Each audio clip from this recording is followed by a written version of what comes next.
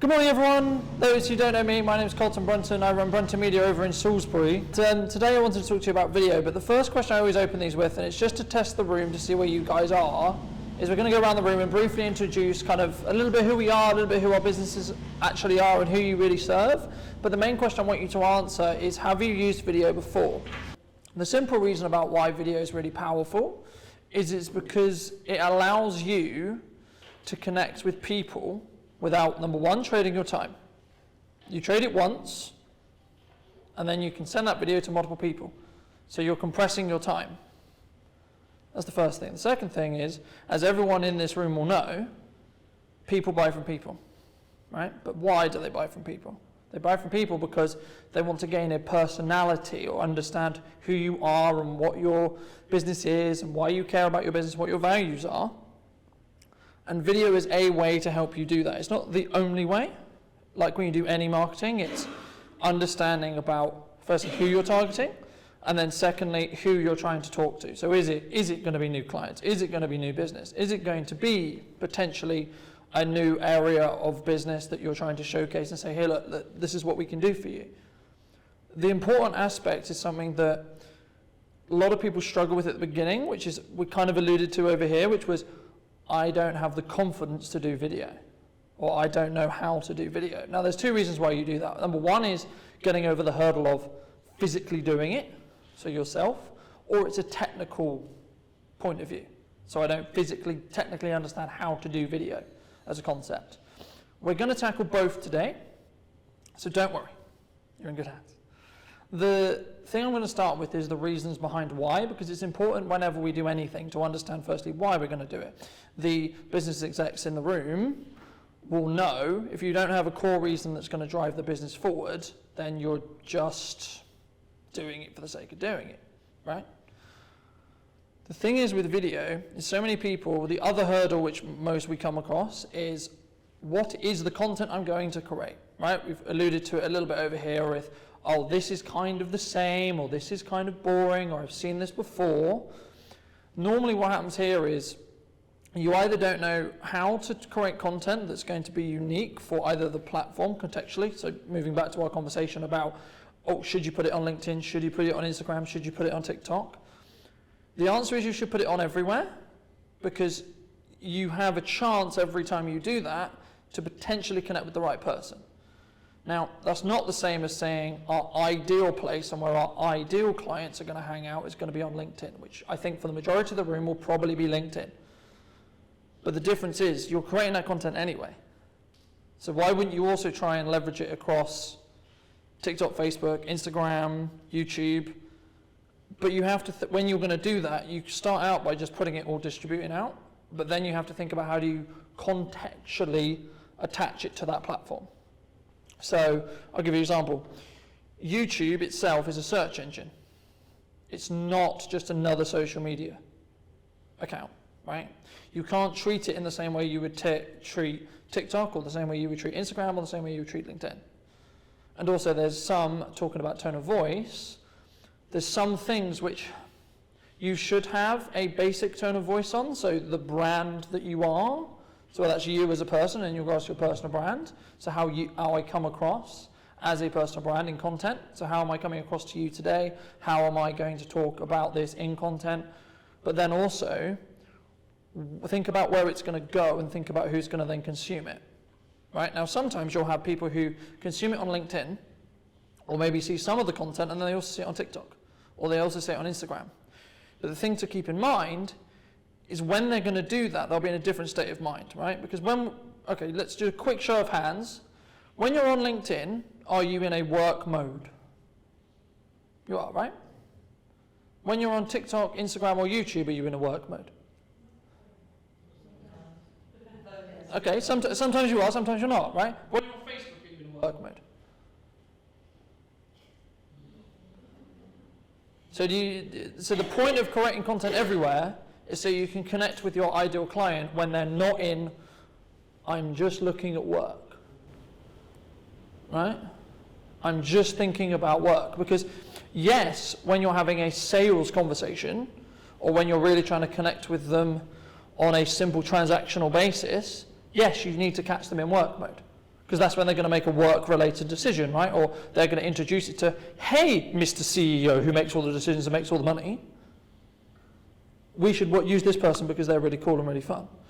But what you can really start to do once you're really willing to embrace doing video specifically is you can start in penetrating, it's kind of a moral grey area here, but like in penetrating the mode or when people are thinking about, oh, I'm relaxing at home. Oh, there's Colton again.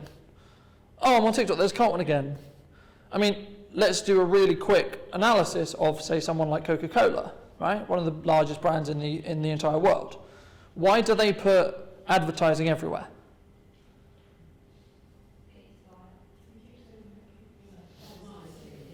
It's because you're consistently going to see it. So when it comes to, I'm going to buy a drink, your subconscious already made the decision you're going to buy Coca-Cola. Because you're constantly being reminded of, hey, when you buy a drink, you buy Coca-Cola or a subsidiary of Coca-Cola. So the reason why I mention this here is the people who do marketing really powerfully don't actually market to you at all, right? Everything I just mentioned about Coca-Cola, they aren't actually marketing to you. They're just going, hey, remember us? Because they've done the brand work. They're one of the most established brands in the entirety of the world for nearly 300 years, right? But they have a lot of brand loyalty attached to that. That only comes because they're consistent and they're going to consistently show up. And what I'm talking about here is becoming front of mind in your industry. So if I'm doing my marketing job right, when you think video, you should think me. It might be because of something like this. It might be because you see someone at work. You might see a behind the scenes shoot on when we're on a production. What I'm doing is I'm trying to show you different aspects of what we do, but also being in the position where I can show you me as a personality, not just a video production professional, or not just as a workshop leader or a thought leader. And that's what everyone in this room can do if they're willing to start doing video. Now, there's a question I'll add in here, which is you don't have to share any, because everyone says to me, Colton, you're really public, or you talk about lots of things publicly. Surely aren't you concerned that a lot of your life just becomes public? But sometimes people misunderstand the fact that you can choose what you talk about. You choose the topics which you go into. You choose, like, so if you don't want to talk about your family, don't. If you don't want to talk about your kids, don't. If there's certain things that you in your own head go, that's off limits, there's nothing wrong with that. It's called don't mention it, right? Some of the biggest CEOs in the world, you have no idea if they've got kids or not. And I would completely agree, that's probably a good idea. There's certain things that should be private, right? Your private life should be your private life. But from a simple business point of view, whether you're documenting an event or whether you're documenting some products or how your processes are or what your new company is, what you can do is you can say in a candid way, hey, this is what we do. Hey, this might be valuable for you. The thought process you need to think about when you create content is, number one, are you going to document or are you going to create? What I'm doing here is documentation, right? I'm documenting what I'm saying. So I'm not actually worried about, oh my God, what content am I going to post? Because I've got quite a lot of documentation version of content, right? So then I can choose, because I've got these big, you can imagine it as big pots of content, right? Or maybe today I'll go into this one and go, there you go. Then the next day I'll go over here, and so on. But what ends up happening eventually is you put out enough content and you will gain an audience and you'll gain an interest. And that might just be people who are in the room today. That might be people who you've been connected with on LinkedIn for years. But you'll start doing stuff in content and people will go, I saw that video. That was incredible. And it might just be because you said the right thing at the right time for that right person. Sometimes when we think of content, we think it needs to be a Hollywood film. Right? It needs to be amazingly shot and all has to have this amazing lighting and amazing this production. No, at the end of the day, why are you going to watch a piece of content? Like personally, why would you watch a piece of content?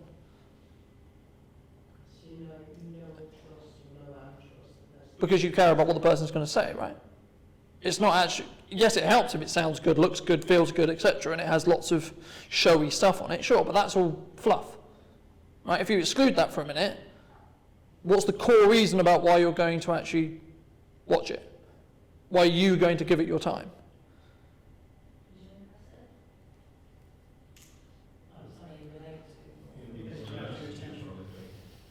So all of these are true, but in reality it's because you have a pain point or a problem that you want to get the solution for.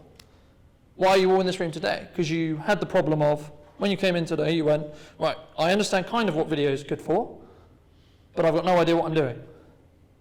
Okay, cool. First actionable step. We've taken a step into a place where I can help you understand how to use it. So I'm giving you the solution to the problem. What I'm asking you to do, and what I will ask you to do in a moment, is think about an easy problem that you can help your client fix through video. You're going to have later on, you're going to have a 1 minute opportunity to answer this question. But unless you know what the pain point of your client is, it's very difficult for you to create content. I can sit here and talk about my day, I can sit here and talk about the fact it's raining outside, or the fact that, what's going on in the world, etc., but that's not why you're here. So are you going to be interested in what I'm saying? Am I going to get your attention if I do that? I'm not, am I? But if I'm telling you potentially what's going to move you closer to the solution, then I'm going to hold your attention. And the thing with marketing is we're trying to get to people to the point of sale, right? We're not trying to sell to them. We're trying to educate them enough so they go, you know what? I need that in my business, right? I need to do video in my business because it's one of the best ways that I can connect with my clients. And I can show them that I'm the expert in my field. Or I can show them these services, right? Or I can showcase my art, right? Or showcase my product, or showcase my event, right? There's lots of reasons behind doing that, but we're very visual creatures, right? We want to see and we want to consume and we want to feel. The key point is feel. People who've been in business long enough will know and will tell you, people will continually come back to you because of how you make them feel. Especially in the coaching world. Like, let me ask you directly, why do you have clients that come back to you? Or why do they refer to you? Feel that they're moving forward, feel of success, help us support them through a challenging time, so somebody cares, I guess. And before you started working with them, how did they feel? Lost, just looking for a bit of motivation, refocusing. So they were maybe stressed or worried or concerned. Yeah. That can also be from, they've got lots of opportunity on, it's not struggling or going through a bad time. No, of course, sometimes it's overwhelm, right? Like some of the time when we do video, we're overwhelmed with the concept of doing video. We love the idea of doing it, we want to do it, but we're completely overwhelmed because there's too many things in the way. There's, oh my God, what's the tech? Oh my God, what do I talk about? Oh my God, I'm going to be seen, right? Okay, let's break it down. If they're all your concerns, focus on one thing at a time. You don't climb a mountain in 2 steps, right? If your goal is to get to the top of Everest, you go, right, okay, how do we get to the top of Everest? Right, we plan, we train, we get ready, we then start walking up the mountain, right? With the goal of getting to the top. The goal for you guys might be, I want to be able to create video and feel confident. Okay, great, cool. So, you're currently down here. Your goal is creating a confident video that you can come across well on. Okay, so now we're going to work out what's this middle bit. What's the road that you need to take to get up the mountain? One of which might be technical. Okay, technical's probably about this big, right? After that, you've probably got a confidence building bit, right? Don't know, it's a bit nervous, don't like that, right? But now you've got maybe this much. Okay, so what's the last bit? For you, this is a personal question. Because once you understand what those hurdles are, then you can start moving towards it. I can help you, but at the end of the day, who's going to actually have to do it? But also, who's going to get the benefit of doing it? So take a couple of minutes to have a think about who your ideal client is, or who your business wants to talk to, and why would they listen to you?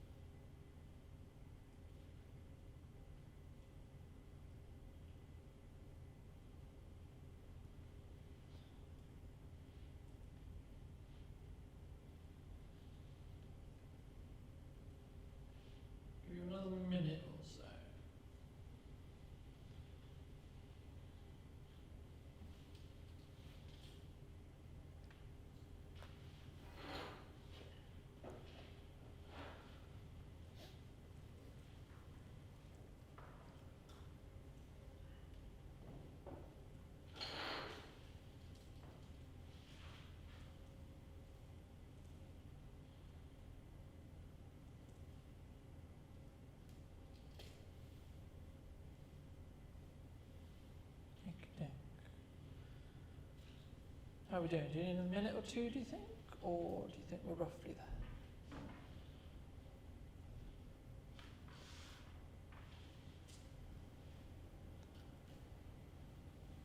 Just while you're finishing that off, the reason why this exercise is really important is because it gives you the reason and the question and the things you're going to create content around, right? Because sometimes when we aren't used to creating content or used to having conversations like this, we go, I'm going to fill the space, right? Like an awkward pause would be an example. I'm going to very briefly, before we do the question, teach you a very quick technique that I found very valuable in presentation like this, but also when creating video content or content in general. As humans, we will fill gaps where we can't think of something with an a like, or an sound, right? Very normal, because what our brain is doing is going, I need to buy myself some time to come up with what I'm going to talk about. What I would always suggest is instead of letting your brain fill that void with like, just breathe in and pause for a moment. And this is one of two things. If you're nervous about being on camera, about talking in front of people, about public speaking, whatever it may be, it will calm everything in your physiological body because you're inhaling and giving your body more of what it wants, which will allow your blood to go around and so on. It will calm you. That will be the byproduct for you. The byproduct for the audience is they have momentary pause to think about what you just said. Because sometimes in content, now this isn't necessarily true in short form, quick distribution social media content, because that's an attention grabbing piece that we need to be do quickly. But when we're in a long session like this, I need to give you pauses and moments to reflect on what we've just discussed. Otherwise, it's not going to actually stay in your brain. Because otherwise you'll go, hold on, that was a blur, I don't even realise what we talked about. Because we're going to constantly go through it and we're just going to go one thing to another thing to another thing to another thing. So what I talk about here is a technique I would call the pause technique. It's very simple. Just pause when you feel like you don't know what to say. Especially when you're doing video content, because what you can do is very simple. You just cut the pause out. So instead of going, I'm going to talk about why you should use video, I'm going to talk about why you should use video. But when I edit it, you'll cut out that middle pause. So it will flow, right? Leave a little bit, so there's a little bit of a gap so you're not talking over yourself. But it will have a different, it will connect with your audience a lot more because they will see you as a professional, they'll see you as someone who prepped it, and it doesn't actually matter whether you did or not, it's about whether you actually come across well and you feel comfortable in what you're talking about. Now, every single person in this room has enough knowledge to be able to create a lot of content. It's whether you allow yourself to do that. Because by the fact that you're all in business, even if you've been in the business for 2 weeks, you're still going to have enough resources in that business for you to create more than enough content. The question is, how do you go about doing that? Right? And the reason why I got you to do this exercise with the question is because it's a very good starting point. Because some of the best marketing is about understanding who you're going to talk to. Marketing's not about you. You're the catalyst for the information, right? This is not about me. Excluding a very bit at the beginning, I haven't introduced who I am at all. I haven't talked about me, I haven't talked about what I do, Excluding that's what I do this, but I haven't talked about me personally. Because me personally doesn't matter here. I'm a catalyst to the information of how to create videos. In the same way you, all the catalysts in your own information bank towards what you do in business. So let's do a quick round the room of what your question was. Should we start this side again, as we weren't breaking the system like we did it last time? I've just changed my paradigm based on what you said there. Mm-hmm. Because the tendency for me would be to start to talk about business models, techniques, strategies. Yep. Whereas I'm realising now as I dig in, it's the feelings, the fears, the frustrations, the motivation, it's that type of thing, it's more the soft developments that they probably value more than the actual tools and strategies At the beginning, yeah. At the beginning. And probably as a communication on the basis of people by people, I get what you just said with the fact that I'm thinking about, is that good enough to put out there as a tool or strategy? Surely everybody knows that type of thing, but it's not about necessarily the tool, it's about their decision to Yeah, the type of because they're making, because the market you're looking at. Yeah, because the market you're looking at is, I need to choose a person who's going to help me move forward, right? In a business, right? Why should I need to have somebody like you to Yeah. help me move forward? Which is Yeah. that other brand that's going ahead. Why does somebody need somebody like you? Why should I? Yeah. And that's where engaging with the emotional side and the feeling-based reaction when you do content and actually connecting with your audience in an emotional point of view is always going to be more powerful than, here's some information, right? People ask me all the time, why do I not do PowerPoints? I don't do PowerPoints because I want to be able to connect with you and I want to be fluid in my answers and where I take the presentation. If I had a PowerPoint, right guys? So PowerPoint slide number 10 is, it locks me in, right? And the thing is with video specifically is you have to be fluid. Anything in marketing will tell you, world events are going to change what you do, right? I'll give you a really simple example. Something I noticed really, really interestingly, unfortunately when the Queen died, there was a large percentage of the corporate world that went, right, pull everything. Everything we had planned for the next 10 days, pull it. We are not going to communicate anything because it would be perceived as disrespectful. There was another sector of people who went, we should probably tweak what we're going to do, right? But this is the point about communication and comms and marketing, right? You have to be fluid, right? And this is why sometimes putting barriers up and saying, oh, I need a production crew, so I can't do a video. Okay, but when you have an idea and when you're really passionate about an idea, so let's say you all came out of a meeting or you came out of this and go, right, I've got a really good idea for a video, but by the time you get home, you won't be as fired up about that idea. But if you did it in the car, you would have a lot more energy and a lot more essence. But the hurdle in your head is going, but I'm in my car. But why does that matter that you're in your car? Are you saying that your audience doesn't realize that you drive places? Like, why does it matter if you're in your car? Surely what, again, as we just all articulated, what you're talking about and the content that you're delivering is the important bit. Doesn't matter. Yes, it helps to have professional cameras, professional lighting, professional audio, but they're all additional bits to add on when you get the content down, right? If you're not going to produce good content, it doesn't matter how well polished it becomes, because it still needs to be good, and then gets better instead of being bad and then becoming good because you added production. Does that make sense? Your question. Your question. Your 1 minute question. My question is, have you ever lost a key member of staff? Okay. What impact that on your business and how does it make you feel? So it's a 3-tiered question. The problem that you might run into is you can't go in depth enough on the initial point in 1 minute. It's great. It's great to have a 3-tiered question, but what I would personally do is break it up into 3 separate 1 minutes. Okay. Yeah. So have you lost a key member of staff? How would that affect your business? Oh, it could affect your business by. And I'll go into structure a little bit later on how you can build that structure around a question like this. But the problem sometimes is exactly what we've just found here, is we try to do too much in one piece. Unless you're doing an in-depth video, like a YouTube video, for example, this is the reason I'm going to go into in a minute about where what suits each platform, right? Longer form stuff where you go into question by question by question by question by question is great for YouTube, because YouTube wants big, chunky, 10-minute plus pieces of delivery, right? And then it wants it to be, but the thing that you can really do there is you can then say, okay, so let's say you answer 4 questions in that video. Okay, so now you take question 1, take that bit out. Question 2, that bit out. Question 3, that bit out. Question 4, that bit out. Okay, so now I've got 4 videos of social media from 1 video.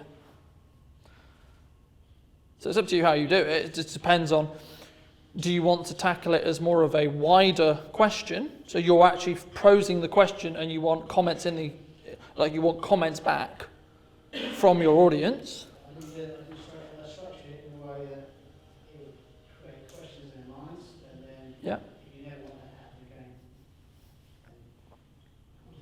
again. Okay.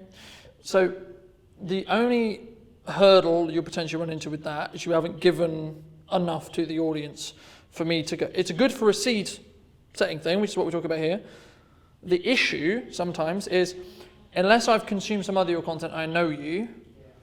If I know you and I go, that's great, yep, I need to have that conversation, because I've already built the trust relationship with you. But the problem is when we do marketing, we have to assume that they barely know us at all. Right? They're at the bottom level. They just want to know who we are. So when you create something like that, it's great to have that plan, but sometimes we need to simplify it so we can go into detail and we can quite quickly establish, this is why I'm the expert in my field. This is why it's valuable. Have you lost a key member? Have you lost a key person? Okay, what could that mean for your business?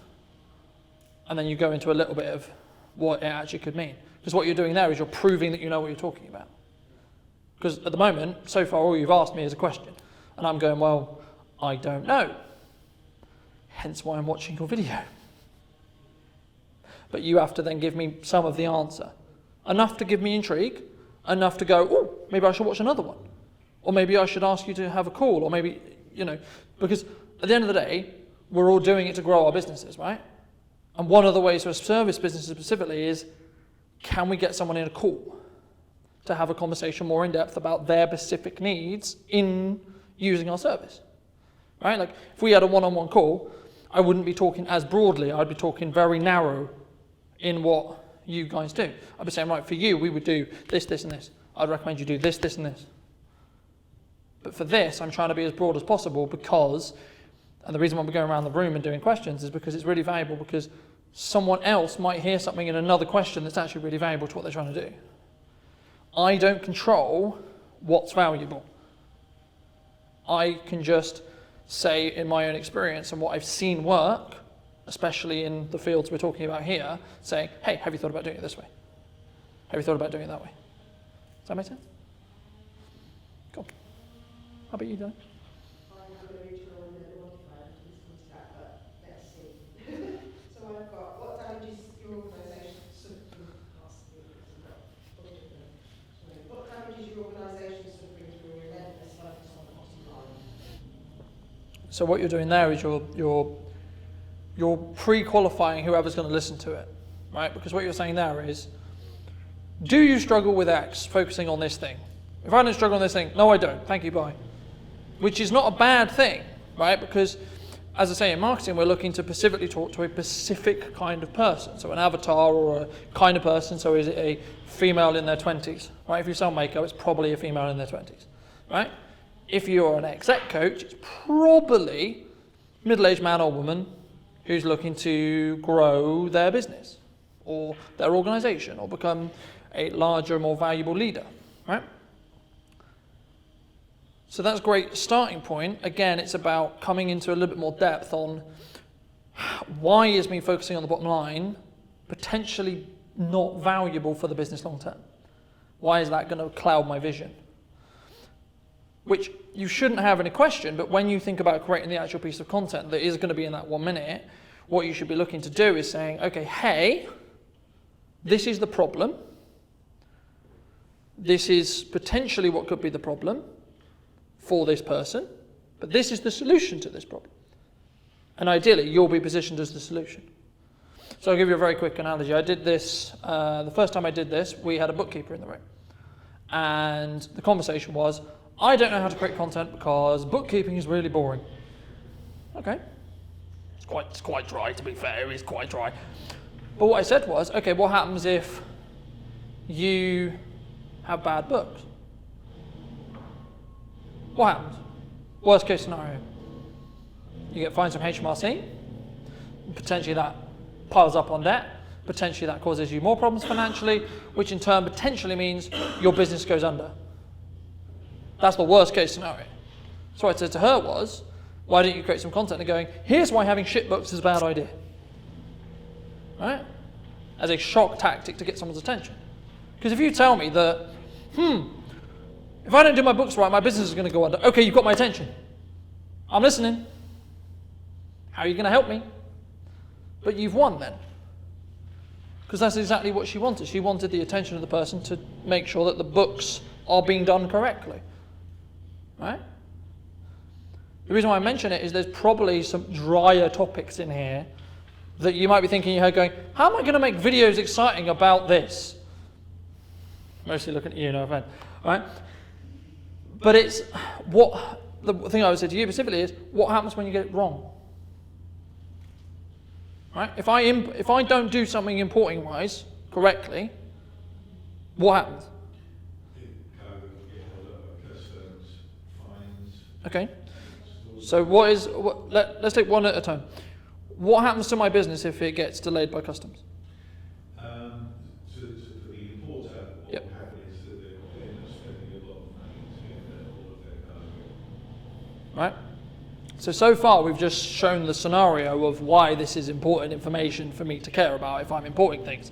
Right? Because I don't want things to take longer, I don't want things to take more time, because that will have a knock-on effect to how much money I can make and by when. So suddenly, okay, again, you've got my attention. Yeah. So a lot of times what happens is customers come to us when it's kind of too late because they've already gone out there, tried to import from China, the cargo's arrived in Southampton inside a container that's shared by other people. They will contact us and say, can you do the clearance and arrange the delivery for us? Mm-hmm. And by that time, it's kind of too late because what they've done is they've allowed the Chinese to prepay the freight for them. There's going to be handover fees, massive handover fees that they're going to have to pay. And by the time we get all the clearance and everything else sorted out, there's going to be storage fees that are going to be as well. And where we want to get these people is before they actually start the process. But so at the point where they're placing an order, then they should be looking at how we're going to freight it over. Yeah. Who pays for what. But surely shouldn't you interject with content saying, hey, you need to care about this a lot sooner than you think you do? Yes. That's up to you. That's not up to me as a client because I don't know what I don't know. Right? I think the point of putting that video content Yeah. out there, it should be direct to the people who are just getting started. Yeah. Rather than looking when the cargo's right. Yeah, we'll help them that. We'll make sure that we don't make that mistake again. Yeah, of course.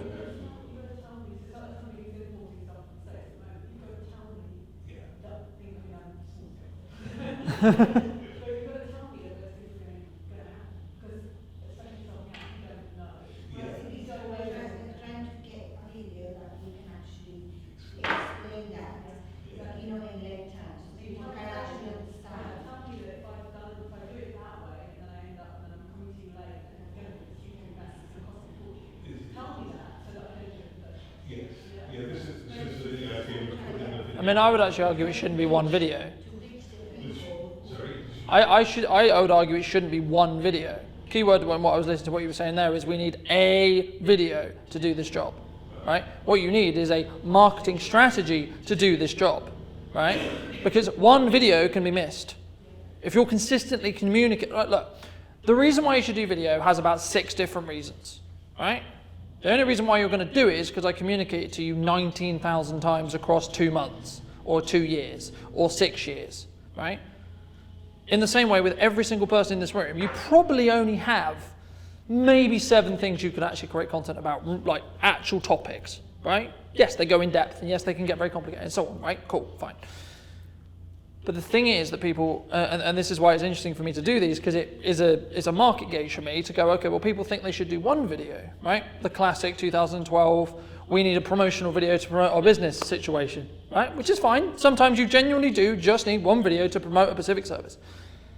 But in most cases, you need actually to create a strategy to have lots of small bits or lots of drip feed bits that eventually educate your client. Because the thing is, if you send me a 10-minute video, and I'm not really invested in what it's about, I'm not going to sit there and watch it. I'm just not. Sorry, I'm not. I'm a busy man, right? But if you cut that video into 10-minute, 1-minute chunks, I will consume the whole video. It'll be across 10 days, but I will consume the whole video. Because I'll go, oh, 1 minute, oh, that's interesting. I'll come back the next day, oh, that's interesting. Oh, the next, so on. So you've got your point across, but then life's going to get in the way, right? Pandemic might happen, might get a new prime minister, so on, so on, so on, right? So this is why you have to be consistent. And this is why for video to actually work, you have to be consistent. Like any marketing, you can't just do one thing once, right? Oh, we're going to do one newspaper ad, it's going to print us money. Or we're going to do one telecoms idea, or it's going to print us money. No, the only reason why why there's high return on investment on certain things is because it's the final sales touch point to bring people to the sales table. That's why I said changing your relationship with marketing being the way to go from no one knows who I am to they're ready to have a conversation with me about sales. That's that bit, that's marketing. Then you've got your sales process, right? I'm sure there's lots of people in the room who can talk more in depth about that bit. Right, what I'm talking about is this bit. How do you get a large amount of people to understand at a very basic level what you do and why it's important? Well, we've done so far, we have done campaigns Mhm. on Google and on LinkedIn, and so the video part, which is like an add-on to Yeah. what we already Mm-hmm.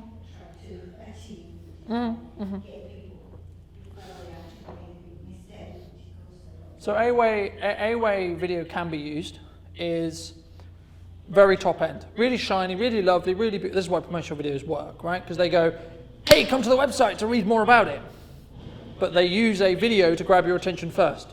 So the video will sit on social media or as paid ads or etc., and then it will push you somewhere else. What I'm saying here is potentially, if you have that video, you are thinking about doing video consistently, or you are thinking about even considering doing video as a way to communicate. Change your mindset around we need one video to we need to consistently communicate these key ideas to our community, to our clients, to the potential new customers. Because that's how it's going to sink in. When you first tell me why it's a bad idea for me to not make sure everything's sorted when I'm importing stuff, I'm going to be like, okay, that's lovely, but I've got to deal with this fire over here. Because we're business owners, right? Like, our job as business owners, you'll know this because you really help with the firefighting, put out a fire over here, put out a fire over here, fire over here, right? Ideally, you'll get to the point where you have a business where there is no fires at all, right? That's the goal, right? But that takes time, right? And sometimes, especially right now, or potentially in the pandemic, or potentially in a challenging recession, you'll suddenly go, oh my God, there's a fire over here I didn't even see. But that's why having the drip feed effect will work, because when people are currently trying to deal with something else, you'll potentially get that focus. Eventually, it will sink in. Right, how many times did you tie your shoelaces before you know how to tie your shoelaces? Or how many times did you ride a bike and fall off before you rode a bike and carried on going without falling off? Was it the first time? Was it the second time? Was it the 10th time? It was like probably the 100th time, right? So it's the same when you do video. In both sides of it, either when you're creating it, because there's a level of you just have to do a lot of it to get comfortable in it, right? At the start of the year, I wasn't comfortable with giving a presentation like this. But now I am, because I've done enough of it. And I trust in myself knowing all of the information, right? And I've kind of planned it and I've prepped it and I'm ready, right? But the same is true with video content, right? You don't suddenly go from, I'm going to do video content and I'm going to be a really good Oscar-winning performer. It takes a while to get to that point, right? And you may never get to an Oscar-winning performer. That's not the point. It's how well can you articulate. And the knock-on effect of doing it in video form is, actually I become more confident in a sales conversation. Actually, I become more confident when I'm talking to people in networking meetings. Actually, I become more confident when I'm articulating my product because I've done it 19 times prepping for a video. I've looked at myself in the mirror and gone, can't phrase it like that, that makes me sound stupid. Okay, okay, I'll put it this way. Would you rather sound stupid in the privacy of your own home, in the mirror or to your phone, or when you're stood here? I know which one I would rather choose. It's up to you.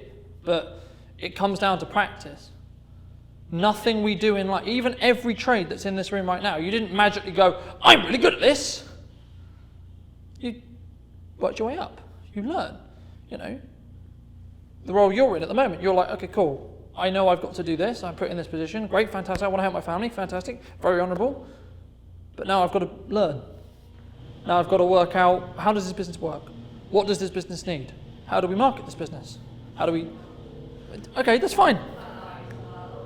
That's fine. It's about being aware and understanding that actually I don't know all of it right now. And all I've got to do is take a breath in. And what do I want to start with? You don't have to go from 1 to 100. You can just go, right, I'm just going to go and I'm going to learn a little bit about video today. Okay, tomorrow I'm going to do a little bit of practical on video again. Right? Okay, then I'm going to, maybe I should build a habit around creating videos. That'd be fun, wouldn't it? Right? So every Monday I'm going to create a video. Right? You don't always have to post them. It's about building the routine, building the habit of doing it. Saying, right, I'm committed to, for the good of my business, for the good of me, I'm going to commit to get better at video. Okay, how are you going to get better at video? By doing a video, doing a video, doing a video, doing a video. I don't want to do videos anymore, Cotton. Doing a video, so on, right?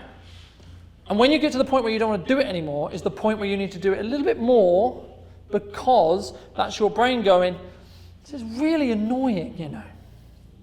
Right? This is really getting uncomfortable now. But that's just before it becomes comfortable. Right? And sometimes you have to push yourself just beyond your comfort zone to realize actually you're not that far out. And you're actually okay here. Because then you can be in the position where it's a norm for you. Nowadays, the idea of me talking to camera is normal. It's what's expected of me. The idea of me giving workshop-esque things like this is normal. If we had a conversation a year ago, I would have gone, not a chance. But that's because I worked on it. I said, okay, I'm currently here. I want to be over here.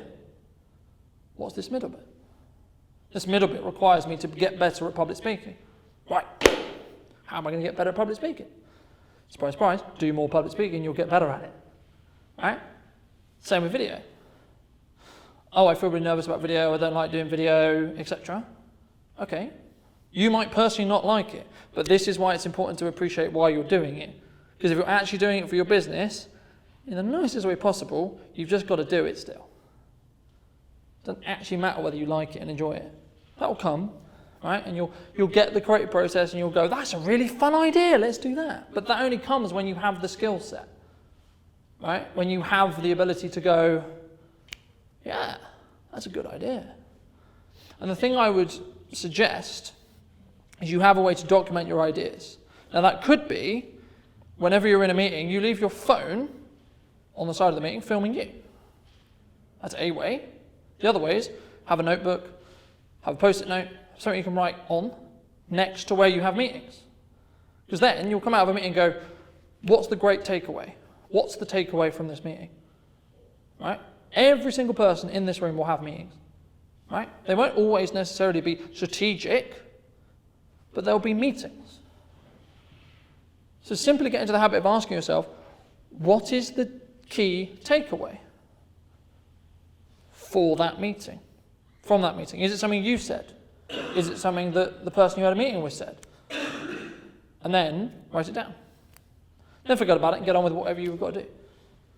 But when it comes to creating content, you can then go back to that list and go, right, so this thing's come up 4 times.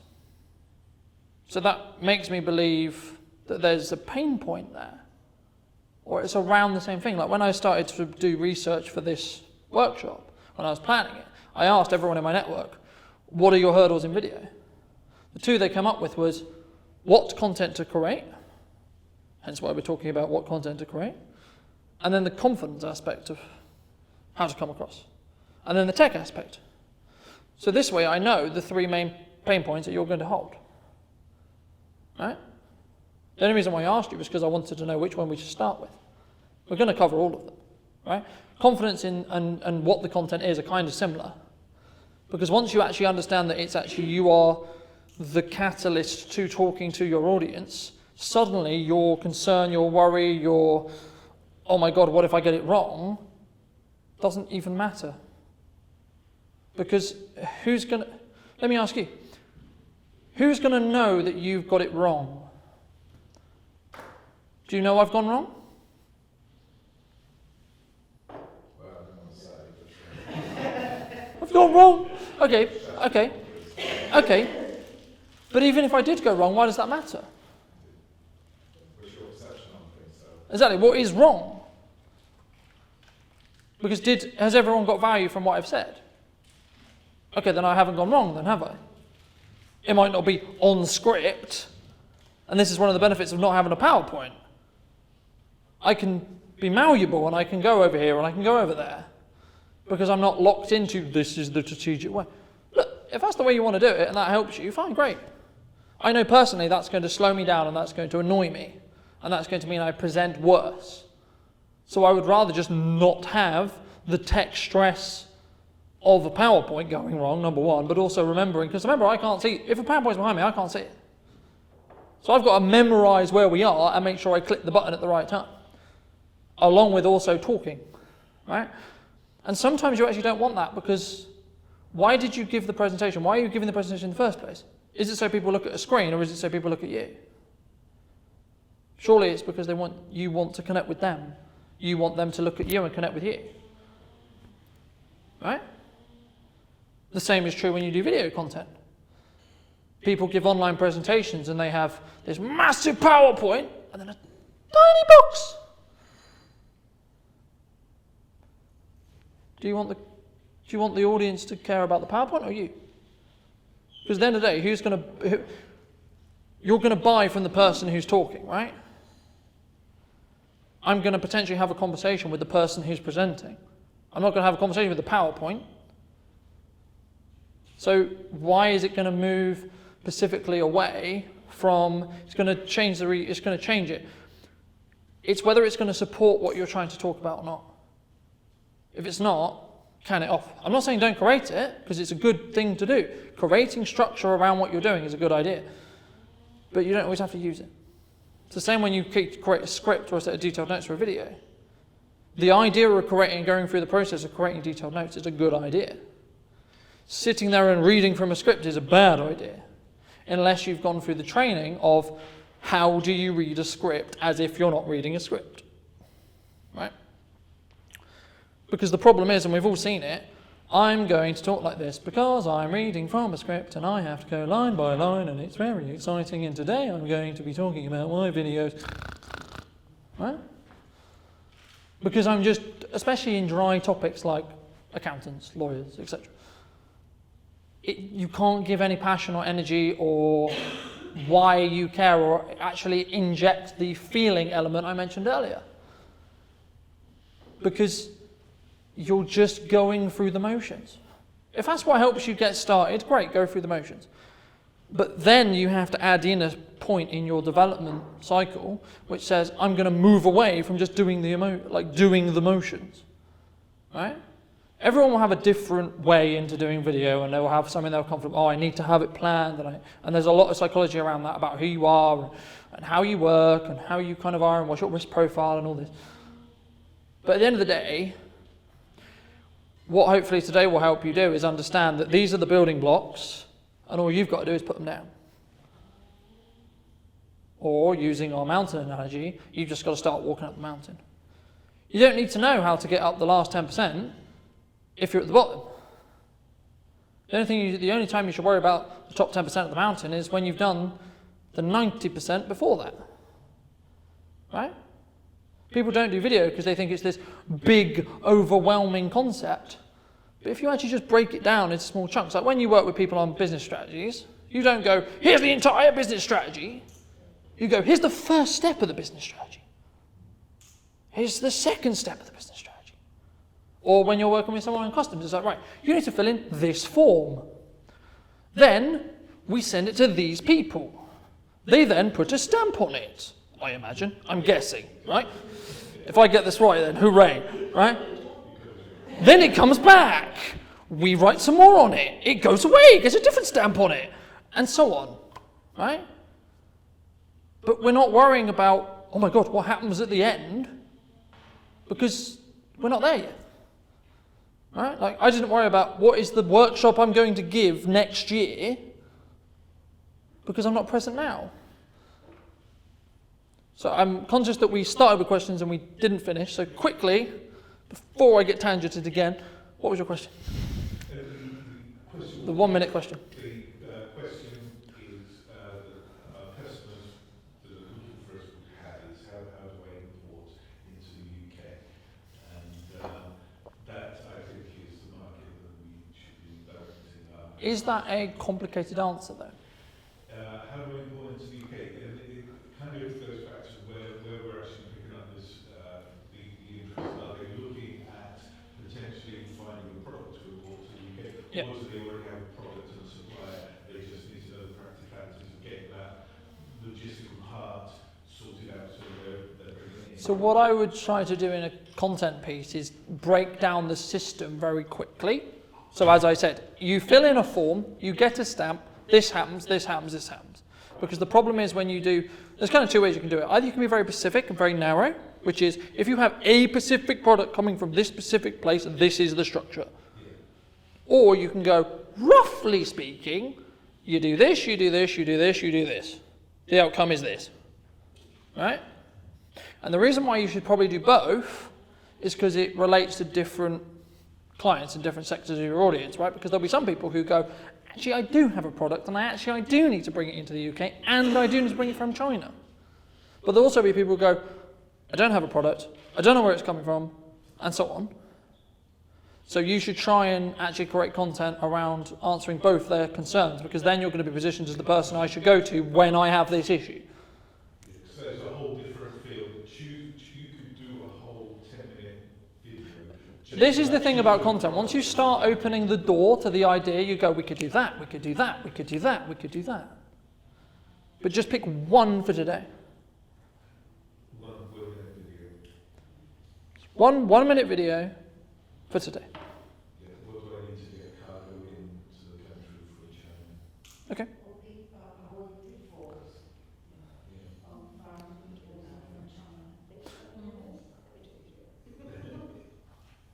Or why don't you just show me the process? Can you walk me through the process of getting something from China to here in regards to what pieces of paper and such I need to do in 1 minute? You start off with choosing what Incoterm Yep. be trading at. Mm-hmm. If you're bringing in cargo by less than a container LCL, Yep. then you should go with FOB, which is free on board. So do you see you see the problem already with exploring this concept? You've used 5 analogies already and we're about 20 seconds in, right? So far, if I don't know those analogies, I've got no idea. And I'm going to click, I'm not going to give you a second chance. I'm just going to go, right, there's a cat over here. That's more exciting than whatever this bloke was talking about. Right? So simplify it. Say, you're trying to bring someone in from China. Cool, right. You're going to have to go through some paperwork that allows customs to understand what it is, I imagine, right?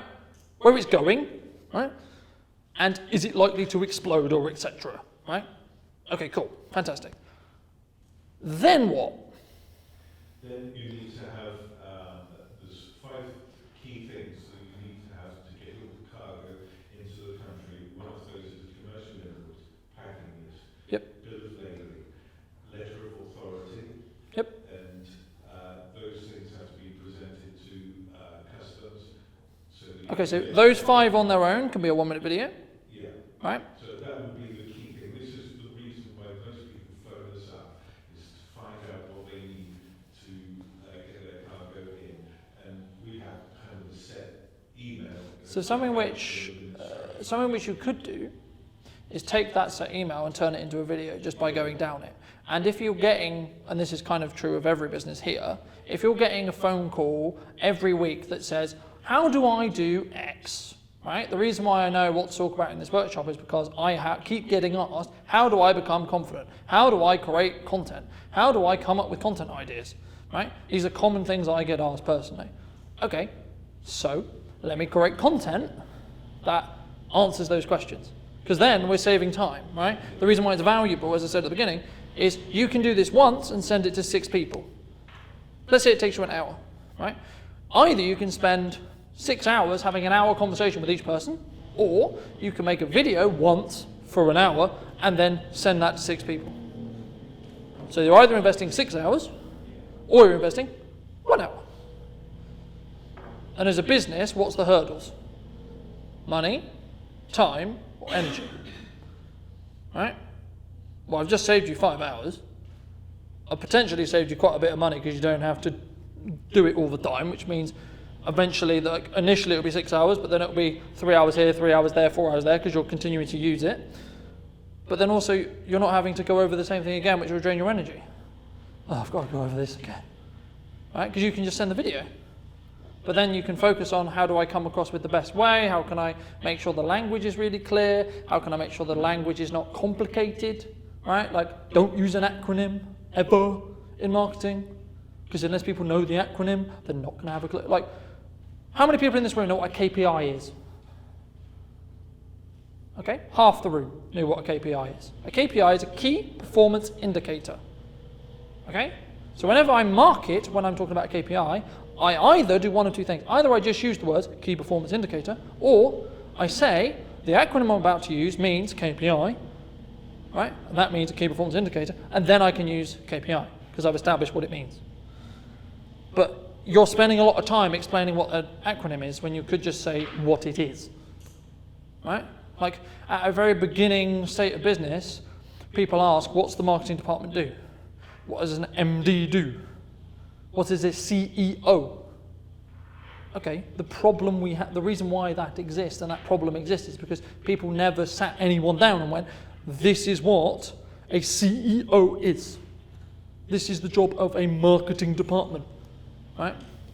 So everyone will have some form of acronyms in their business, but it's about being aware when you communicate it, not to communicate the acronym, communicate what it actually is, right?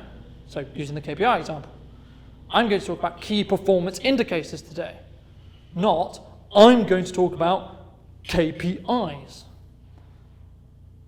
Unless you want to pre-qualify the person you're talking to. Because if you want to pre-qualify, you can quite quickly, like if I only want to talk to people who know what KPIs are, I'm going to just call them KPIs. Because the only people who will know will be people who already have an understanding. Because if it's an in-depth video, I'll use the acronym deliberately so I don't waste anyone's time who doesn't know what it is from a basic level. Right? Because this isn't the video for them. Right? If I'm going in-depth on a topic in the same way like you were with all of these acronyms that I don't even understand what they are, because it's not my industry, right? That's why I'm saying make it really simple. Make it stupidly simple. So also, just from a big objective point of view, because I hear what you're saying, but would it also be, for you guys, it strikes me, do people even want to know the detail? Because like you just said about They do in some respects, e.g. they want to know that you know your shit. but also would it not be, for me, you've obviously got a huge wealth of experience and knowledge. So is it not about videoing, like capturing that on a video? The answer is both to yes, right? The answer is yes to both, right? But the thing, and this is like where the line between should you do it professionally or should you do it yourself kind of lies, right? It's a perception, right? If you're shooting something professionally, you're investing in that piece of content, right? So it should be a testimonial, it should be a promotional video, it should be something really scripted and really polished, right? But if it's just a quick, hey, by the way, this thing's changed. Hey, by the way, did you know X, Y, Z, right? What most people should start with doing is more of the, hey, this is a good idea, because it does one or two things. You're right, probably most people don't want to know the inner details of how I move something from China to here, right? They don't, right? They just want to know someone who can do it. But if they don't create the piece of content that shows that they know what they're talking about, then I'm not going to choose them. because they had a conversation, right? And the point of a sales conversation. Also, we have to be very careful because we don't want to see like we're saying. Some people call us, they probably think that, we're saying we can actually send you some money. And then we think, oh yeah, you want us, you want us to be used by you. And I think what we want to do, or what I would like to do, is to make sure that when we put our message across, it's not as a sale call, but really as as a bit of advice, Yeah. to avoid the pitfalls. And this is why it's really important to talk in layman's terms, and this is why it's really important to actually just say, hey, look, I know what I'm talking about, and I'm giving you advice if you want to do it yourself. In most cases, people don't want to do it themselves. They just want to feel the confidence to say, these people know their shit. What's the difference between a video and a podcast? Because I have thought that for us, a podcast would be better than actually a video. So you can do a video podcast, right? Which is a video long form conversation that is videoed like this, right? The difference between the two in really simple terms is one is just audio, the other is video and audio, right? So a video is you can see me and hear me. A podcast is you just can hear me. The power of video, which I haven't even mentioned yet, is you can film a video, you can pull out the audio and it's a podcast on its own, right? So just the audio. You can also get that audio then transcribed, tweaked, there you go, you've got a blog post. But you've just created one video. So that's how you can create one video and create multiple pieces of content out of it. I don't even know where you would put a podcast if you did one to get people to listen to it. Put it out there. iTunes, Spotify, so on. Right? You might not put in a video, but I've seen podcasts of people talking, and you look at it, find information. Like a common, I was going to say, a common way of doing a podcast is you bring on your clients to talk about them, but also talk about how you work together, how you are, etc., etc., etc. And what you're doing is what we would call strategic placement of information, right? You're having an entertaining bit of content that's entertaining, but you're actually setting the seeds for why you're a good idea to work with, right? Where would you put that podcast? YouTube socials, audio platforms. There's thousands of places you can distribute it. Yep, you can put it on the website. There's tons of places you can put a piece of content. But if you don't, the reason why I'm focusing on what to create and how is because the distribution side of it's quite easy. I can just give you the list of things where you can put it and how to do it, right? Do you have a feed for a podcast in your website where somebody could click? Yeah. Or write a blog post around it and embed at the bottom the video podcast or the audio podcast, or depending on what you're doing.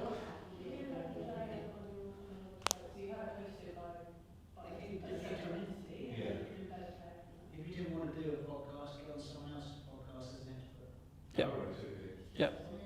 So I have seen them on Spotify. And another way to create content, if you're not confident with having your own podcast, is go on others and then get them to send you ask as part of the deal of you coming on, you get access to that material, and or you just film it yourself. So you bring in a camera crew like this and point the camera at you. You're on someone else's podcast, but you're going to have a conversation, and all you're looking for is a soundbite. I did a podcast a couple of weeks ago. We were talking about advertising brand values. We talk about Gillette, right? Gillette a couple of years ago decided to go from alpha male branding, and all of their advertising was, I'm a man and I use Gillette, right? That was their branding. And then they decided to do something very feminine. Sales went, because they had created a culture around their brand that was, this is the manly man saver. And then they stopped, and everyone went, what is going on here? Right? And it didn't connect. And this is why understanding who your audience is and who you're talking to is really important. Because once you establish these brands, you're kind of in that box, right? Like Gillette now, because they've established themselves as the alpha male shaving brand, they're always going to be the alpha male shaving brand, right? They can change it, but they have to then commit to that change, and they have to have a longer conversation around how they're going to change it. right? And that's a long conversation entirely. But in answer to the podcast question, you can put it basically everywhere you would put a piece of content. So website, socials, podcast platforms, etc. Now, how do you get it seen on those platforms is a different conversation entirely, because you can put it up there, but barely anyone's going to watch it at the beginning. That's where your SEO comes in, that's where your copywriting comes in, that's where creating meaningful content that actually people care about, again, moving back to the emotional side of it, people actually care about that content and is actually valuable. And that's why it's important, you're right, for it not to be a sales tool. It's a sales tool, not a sales opportunity. Right? It's I'm going to establish why I'm the person to talk to. Because the only reason why I know that you know what you know is because we've had a 20-minute, half-an-hour conversation about it. Right? But when I'm scrolling on Facebook or social and I come across your brand, I need to know quite quickly, and you need to get me into your world so that I can consume more content, so then I can understand that actually, yes, you do know what I'm talking about.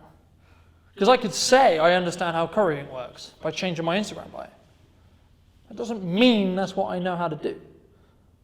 Right? I can say I'm an incredibly professional footballer. Trust me, I'm not.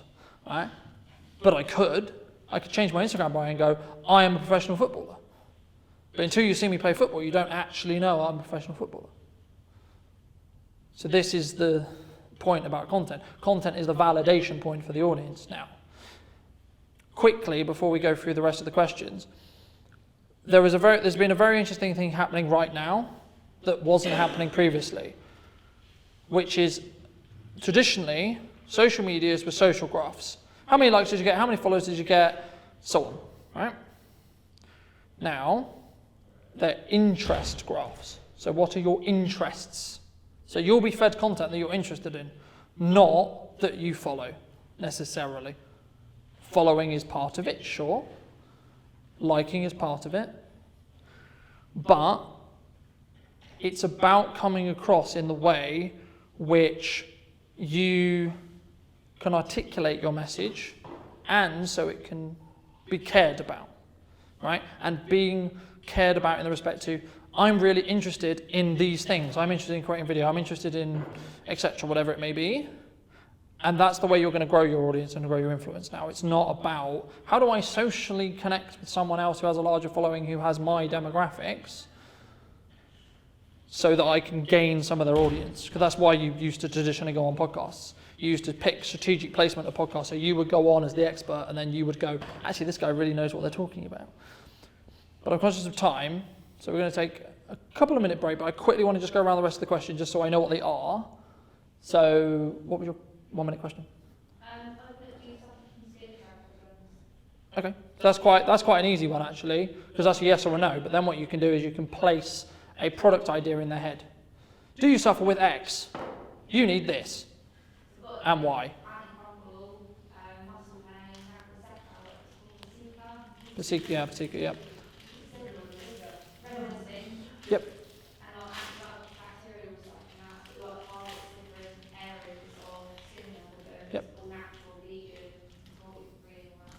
Yep. Cool. So think about one or two of them, and then why I should use them. So what does it do for me? So I had red skin, I use them, I don't have red skin, right? Because in a 1 minute video, again, it's about condensing that information, but also not trying to do too much in one. You'd rather execute on one or two products really well, and actually arguably one product's probably better, than trying to do 5. Just have a think. Whichever one you feel comfortable with.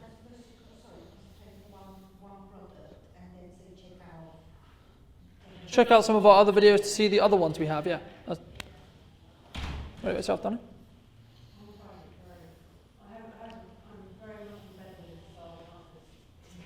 Okay.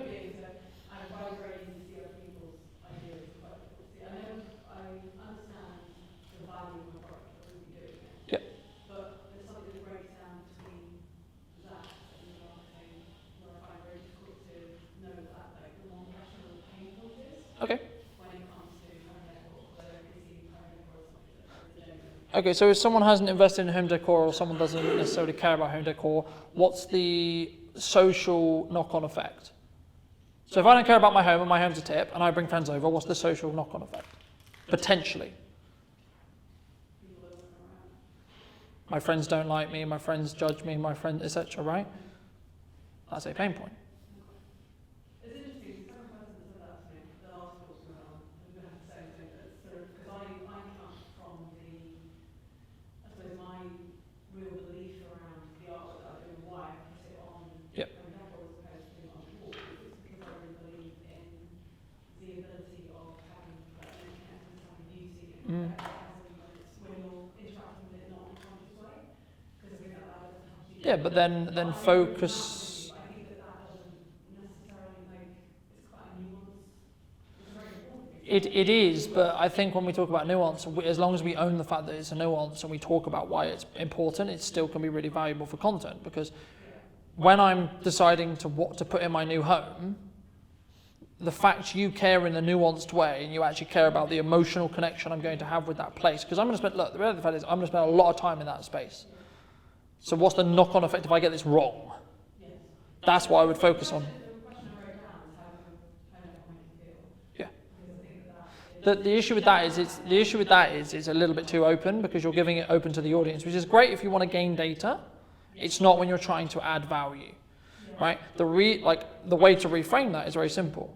Have you ever walked into someone's home and you felt a little bit off? Okay.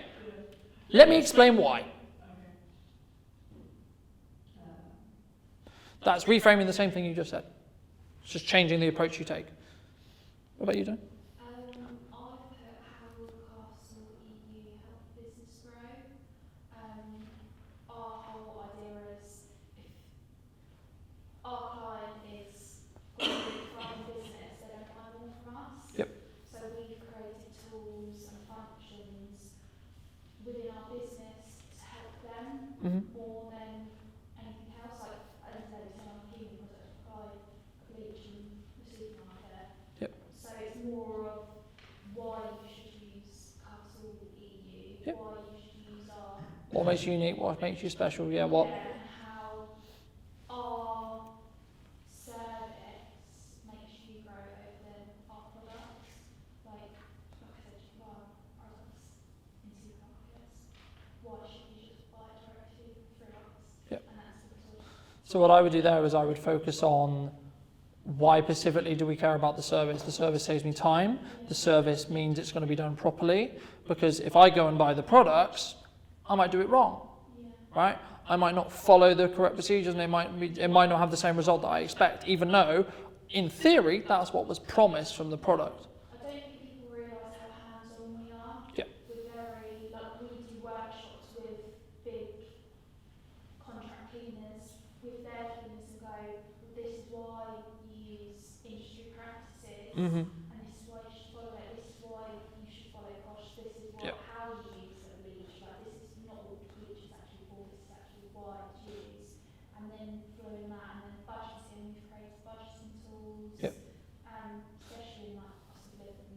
Like the point of a pain point is to understand what's the hurdle that your client is. If it is a cost thing, then focus on the budget. Yeah. Focus on say, look, we have tools that help you understand why we are this expensive and why we give you extra value and why not just buying our products is why you need us to come and do it or our Pacific Cleaners or etc.